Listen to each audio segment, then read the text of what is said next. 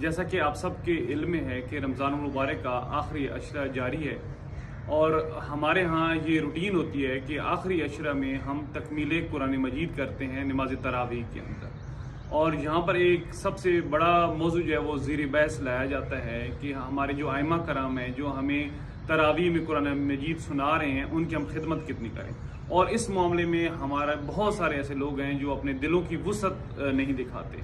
حالانکہ اللہ تبارک و تعالیٰ قرآن مجید میں سورہ الرحمن کی آیت نمبر 60 میں ارشاد فرماتا ہے، اعوذ باللہ من الشیطان الرجیم، حل جزاء الاحسان الا الاحسان، نیکی کا بدلہ نیکی کے سوا کیا ہے۔